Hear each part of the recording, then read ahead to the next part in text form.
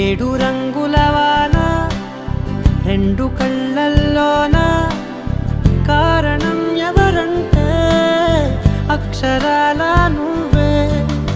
ఇన్ని నాళ్ళుగా ఉన్నా ఇప్పుడే పుడుతున్నా కారణం ఎవరంటే ఖచ్చితంగా నువ్వే.